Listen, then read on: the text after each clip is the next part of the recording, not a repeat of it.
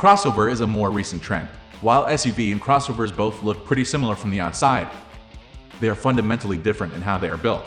When figuring out the difference between a crossover and an SUV, it's essential to familiarize yourself with the basics. They may seem overly simple, but it's actually true. Essentially, these cars come with two different construction types, the ladder frame versus the unibody. Today we're going to tell about what are the similarities and difference between crossover and SUV. Now let's start the video for better understand.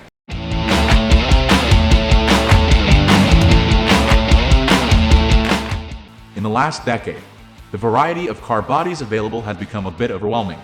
From shoebox-sized city cars to bulked-up SUV and crossovers, the latter two are very popular, and for good reason. Taller, larger cars give you loads of space and a better driving position.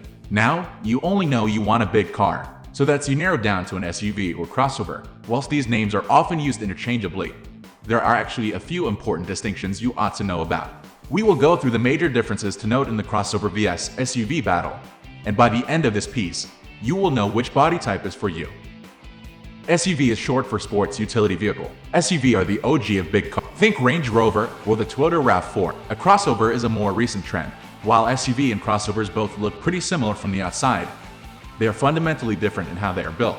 The distinction between a crossover vs SUV lies in the chassis. A crossover is built on a car platform. This means it has a unibody construction. In layman's terms, this means the body of the car and the frame are in one solid piece. In SUV, however, the body is attached to a separate frame like a truck. I know what you're thinking. Whoa, that's fascinating, but what difference does that make to me? This different chassis design actually does make quite a bit of difference to the car, even though from the outside, it might look the same.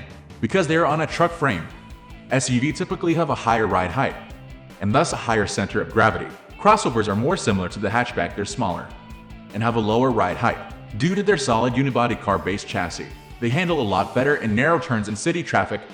For instance, traditional SUV are few and far between these days. Most car manufacturers have moved to crossovers due to fewer people actually requiring a full-size SUV and living more urban lifestyles than rural. Of course, SUV are still essential for many Britons. They're built for driving in tough and challenging climates.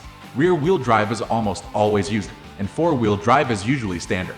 This means that you'll have no problem navigating your way through wet, snowy, or genuinely dubious driving conditions.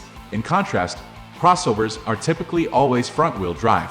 While AWD options are available for some models, you simply don't have the same ability to go into tough terrains due to the car's platform. SUV also take the win in regards to towing capacity. Due to its more rugged and larger frame, you can tow more comfortably. SUV is marginally safer due to its slightly bigger side. However, that also means that the SUV is more likely to topple over. That being said, the difference is almost negligible. Modern crossovers and SUV both come equipped with incredible safety features. It's worth noting, while you might be safe, SUV have been linked to a rise in pedestrian deaths with people driving larger cars. Accidents that weren't previously life-threatening are now devastating. With a big SUV/crossover comes great responsibility, so drive carefully. Now it's your turn. Which one impresses you the most? Let us know in the comments section below. Also, do share and subscribe to our channel for further video notifications.